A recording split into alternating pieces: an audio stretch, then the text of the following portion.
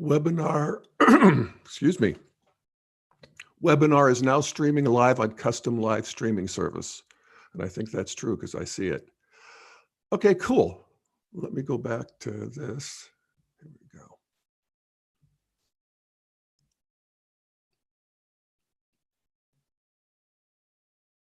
Let me just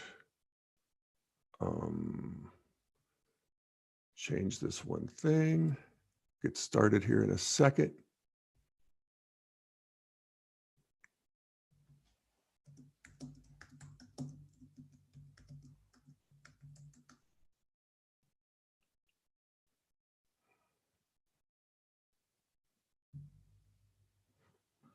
All right.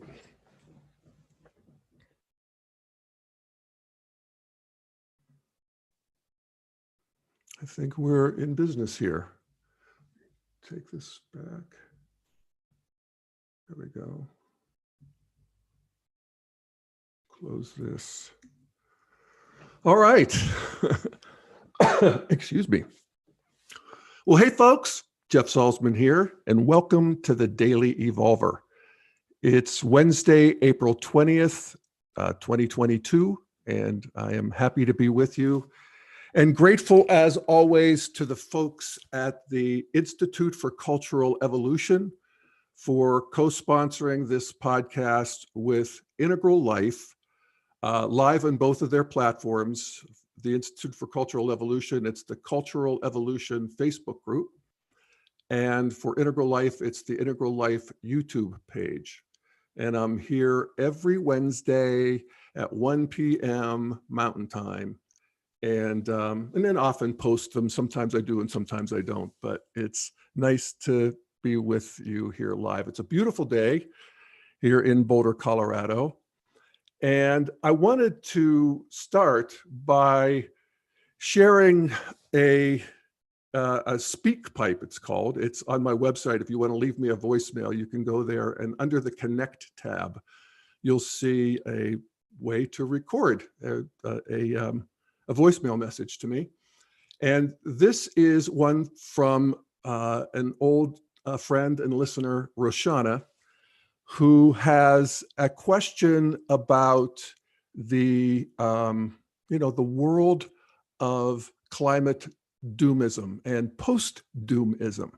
And this is a movement that has grown sort of adjacent to and Venn diagrammed with the integral movement. And so I'm going to play her question here, and I'll do my best to answer it. So here's Roshana. And that means I'm going to do this. And I'm going to do the share screen. We've all done this now, right?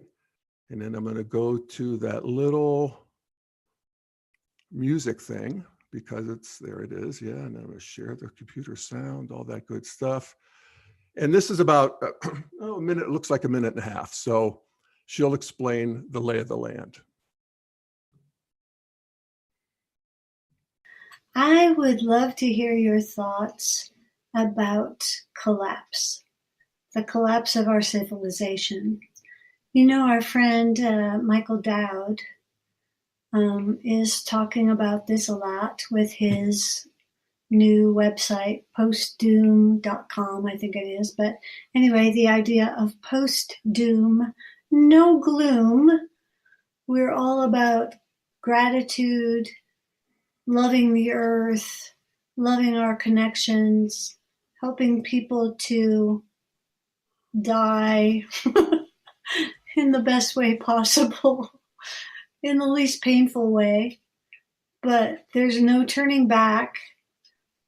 I know Terry Patton, had a glimmer of hope, a tiny glimmer. But our friend Michael Dowd and Connie Barlow and many other people are well beyond that. No, it's over. It's collapsing now. And we don't know if it'll take 3 months or 3 years or 30 years, but we're in the process right now, and there's no possibility of turning back. I would love to have an episode on that or just hear your thoughts about it. Thank you. Love you. Happy March. Okay. All right. Stop share and start video. All right. Wow. Well, thank you, Roshana. Love you too. Um, yeah, well, let me just start by saying that, wow, I don't think I'm in that camp. I don't rule apocalypse and collapse out, but I tend to think that humanity will muddle through. That's always my answer, and I'll unpack that all here directly.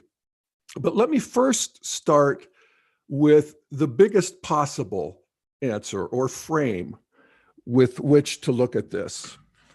And that is that there is a basic polarity, and religions often get to this really very explicitly, that life is a dance of destruction and creation.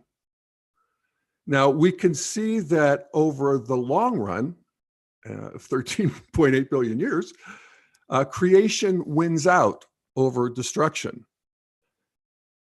And I think that if the history of the cosmos and the history of humanity particularly continues in its general basic trajectory, its teleology, its going somewhere-ness, that it will continue in its way, which is more creative than destructive and is done in a way that is both beautiful and really beautiful.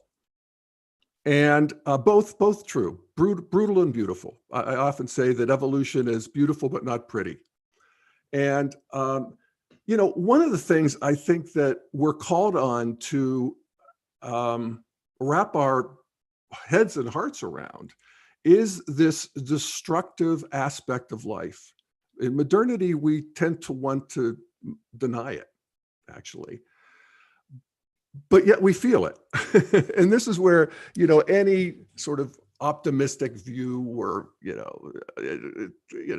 tends to be a sign of a feeble mind, that in most of society, because we have to acknowledge fundamentally that life sucks. It does. It's, the Buddhists, life is suffering. Christianity, we live in a fallen world. So that's a given. What we can also say from an evolutionary point of view is that it sucks less now than in the past and will probably suck less in the future unless we completely derail ourselves, which is, again, I don't rule that out. Now, I come to this having had many hours, maybe hundreds of hours, certainly over 100 hours of conversation with both Michael Dowd and Terry Patton on this issue. And in fact, there's an episode that I did with Terry a couple of years ago called Befriending the State of the World. Terry Patton and I take our perennial argument to the next level. So, that was Terry and me. We made a friendship out of it, Terry thought we were going down the tubes. He was just convinced of it, with the oceans and the fires and the droughts and the extinctions. And, so that's him. And I'm on the other side with, we're going to muddle through. We've got the fusion and the desalinization and the carbon capture and the genetic engineering. And, I'm here with, too many people are peddling fear, and Terry's too many people are peddling hope. And I have to say, it's a funny thing, these difference in worldviews. Terry and I, both dear friends, taught together, integral practitioners from the word go. And yet these, this difference in worldview actually mattered a lot. It colored the way we saw things and, felt about things. And I have to say that after, again, with Terry, 100 hours easily of cumulative argument about this, essentially, that, let me say that over again. I have to say that, particularly with Terry, after hundreds of cumulative hours of argument that essentially neither of us budged the other in terms of our basic perspective. And it's really something. It was impressive to both of us. What we did manage to do is we shifted the argument, so to speak, or we shifted the inquiry that we were doing with each other. And that is that we got more curious about perspective taking itself. How we saw the world became less interesting. And the process of how did we come to see the world this way, each of us, became more interesting. And I often say it's like you move from this position of how could you think that to how could you think that? What dots are you connecting?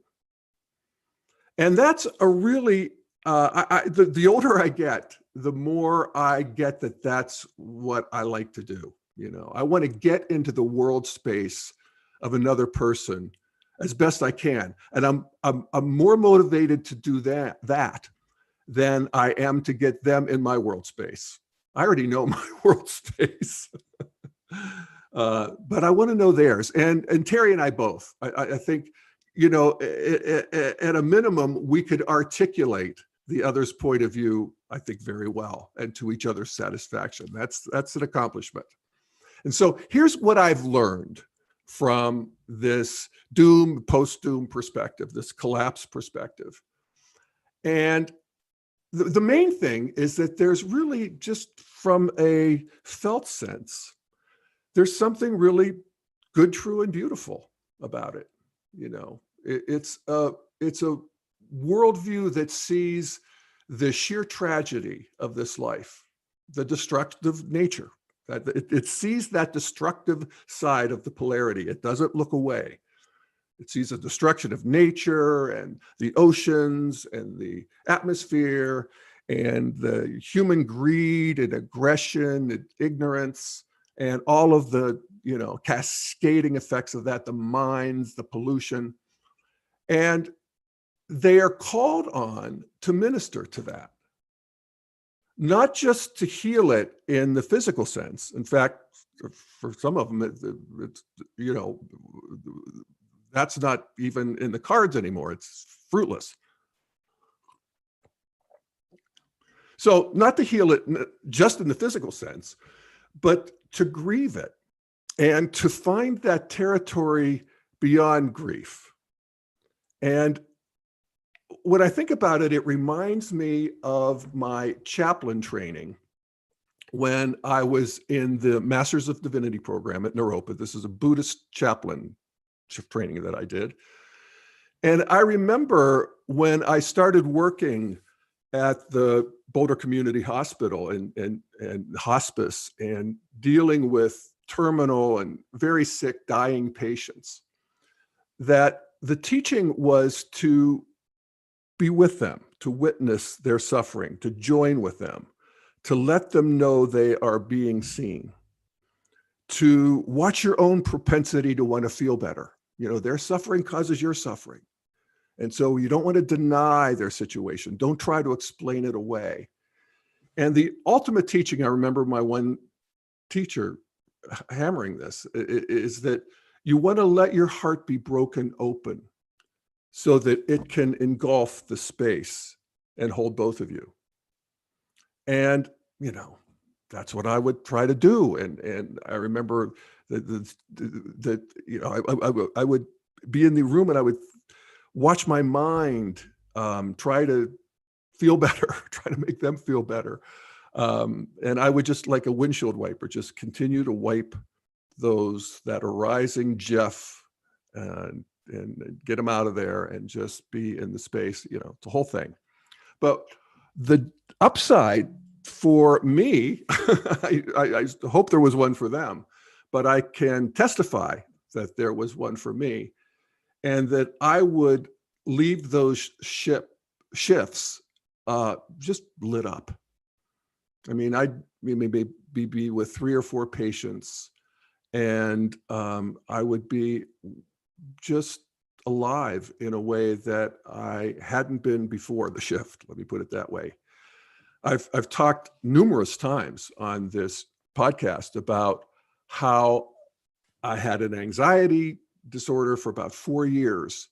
And this was during the first part of my MDiv program in the years preceding.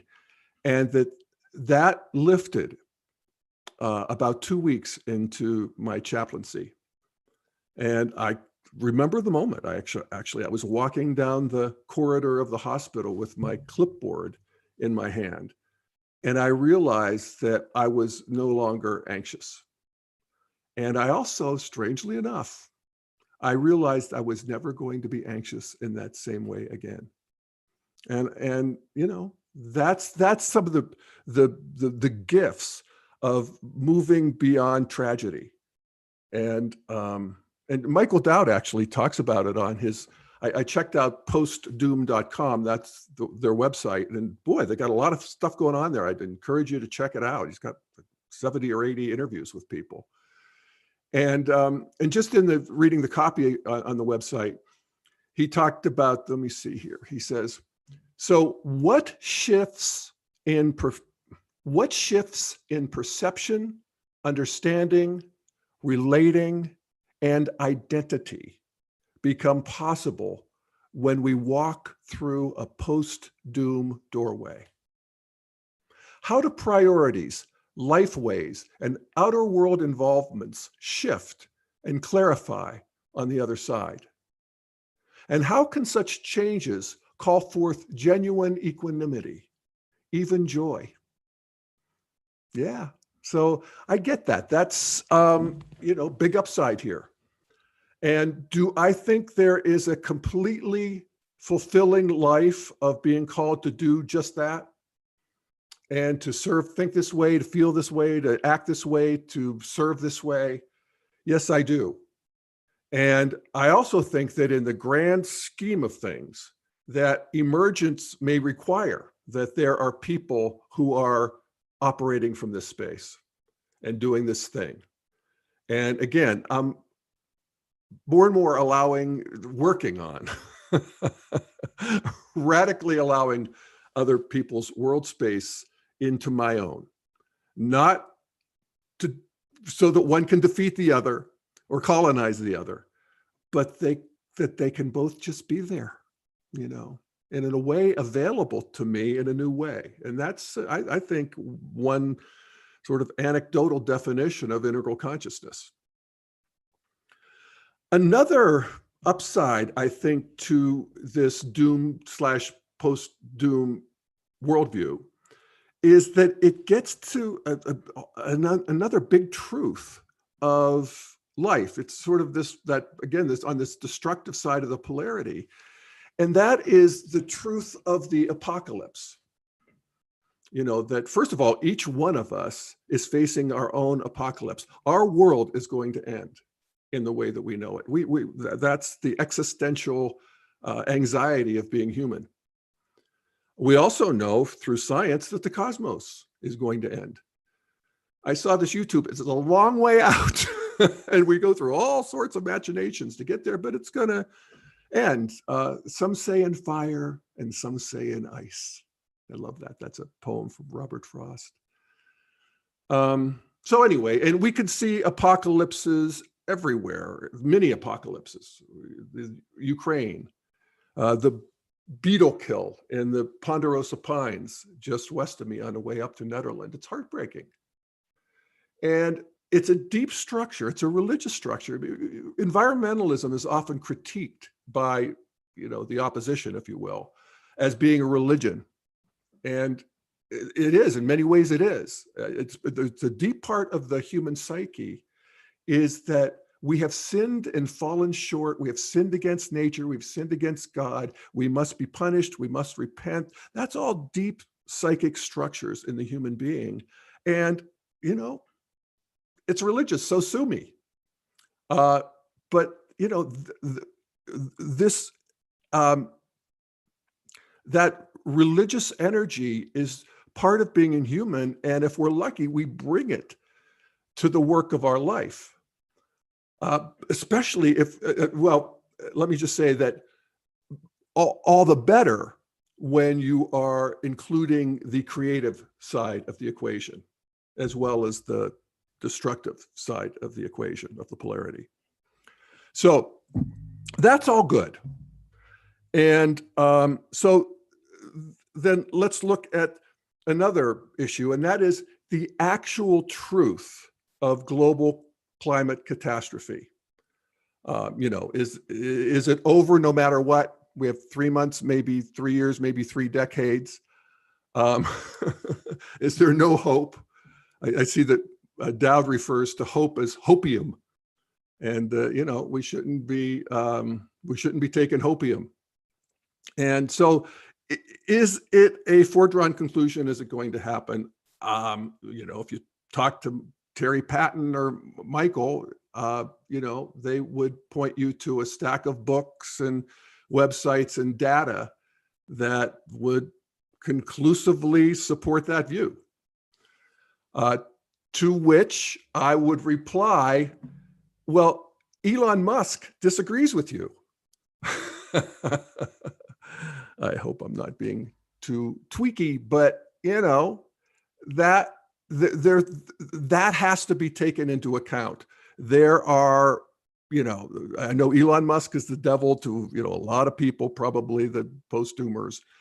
But there are a lot of people of good intelligence and good faith who disagree with that. And they're not deluded, they're not co-opted, they're not evil. They use data and science. Robert Pilkey up here at CU, Michael Schellenberger with his book Apocalypse Never, Bjorn Lundborg, many. And I know, again, these are the nihilists. They're both sidesists. And, this is the downside of the religious conviction of environmentalism and probably, a doom and post-doomism. But let me read this quote. Here's another one from Matt Ridley. And this another, I think, is a devil to our environmental friends. But he says, the pessimists are right when they say that if the world continues as it is, it will end in disaster for all humanity. It's true. If all transport depends on oil and oil runs out, then transport will cease. If agriculture continues to depend on irrigation and aquifers are depleted, then starvation will ensue. But notice the conditional, if. The world will not continue as it is. And that's the part that I want to have online too, is the creative advance into novelty that seems to be this adventure of emergence and evolution, and is certainly the nature of human beings. And so, it's all become very politicized, and I'm not sure that's necessarily bad. I think that we do fight our way forward. I think we friend our way forward. I think finding the polarities is the way that we sort of define them so that we can get them clear for a new integration. So I'm, as I often say, I'm not as down on the culture war as most people. And it's just the nature, to me, of the emerging integral space that we find ourselves moving into, where we are I did an episode called Infinite Dots and Ways to Connect Them. That there's just so much online, there's so much to consider, so much information, so much data, so much coming online, so much, psychologizing and all of it, what we are able to hold and have as human beings is exploding exponentially. And the best we can do is to connect the dots in some way, to tell some story about it that makes sense to us, sense making, so that's what we do. And, I connected my dots, and I'm trying to see other people's ways of connecting them. And, there we are. So anyway, I talk about some of the upsides of this post-tragic view. And let me talk a little bit about the downside. And one is that, you know, they've been wrong over and over and over again. And, I don't know if it's killer bees or peak oil or the population explosion or, I've lived through all of it. And I have to say, I was susceptible to all of it. And what cured me was Y2K. And those of you who are old enough to remember when the clocks turned to the year 2000, that there was going to come crashing down all of civilization. I mean, it was remarkable. The seminars and experts and shows on the media and that because the computers couldn't handle the 2000, you remember that? And I remember that my partner and I were building a house at the time, and we were very much back and forth on should we bury a generator in the backyard so when the grid goes down, we have electricity, and there are roving bands of white people, moving through Boulder and menacing us. I had a friend who, she called me and she said, it was maybe a week or two before Y2K. And she said, if you want to come stay with us, you can. I have a gun. And I have to say, I took it seriously. I considered it. And then the clock struck 12:01 or whatever in the year 2000. And what happened? Nothing. I don't remember anything. Maybe something, maybe the ATM screwed up. I don't know. But it was nothing like what it was said to be. And we just got on with life, sort of forgot about it. And so, I have a allergy to what I often refer to here as the fear industrial complex. This is the media, the intelligentsia, people who are getting grants, scientists, the religion of environmentalism. There's actually a backlash against that is credible, I think, now, and even seen as credible by most people. But, again, welcome to human evolution and fighting our way forward. One other quick downside I would point to is that it's depressing. I know when you get to post-doom, there's a new light at the end of the tunnel there. And, I talked about that. But that's not where most people are, particularly young people. And I am bummed. I'm depressed by seeing the young teenagers and, just I feel like, there's no hope left, that they don't want any hopium, and that they're not going to be able to live fruitful adult lives. And I'm bummed about that. And I think that, this, again, it's the downside of the religious view. I remember when I was a kid, there were plenty of kids going through this to this day, but I and my friends who went to Catholic school, we were raised that there was going to definitely be hellfire and damnation. Maybe we would get away with it if we repented and we were good. And maybe you could get away with it, but for sure, they're going to hell. The people on the other side of the wall and we all lived. I don't know if we're a good example of healthy humanity, but it's funny. Doom is just it's part of the human collective space, again, for good reasons, as I talked about before. But with that said, people tend to live their own lives as if there's going to be a bright tomorrow. And I hope so, because again, destruction, yes. Brutal, ugly, painful, heartbreaking, yes. Ugh. and creation. We want to be able to hold and embrace them both. Well, looky here, it's 1:30. So I try to do 30 minutes. I hit it on the nose today.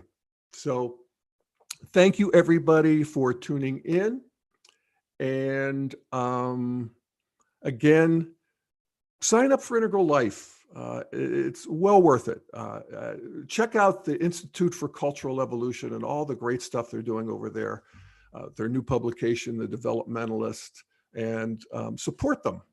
These are people doing good work, and I certainly do and appreciate them supporting me. So thanks for listening. Jeff Salzman, Daily Evolver, signing off. See you next week.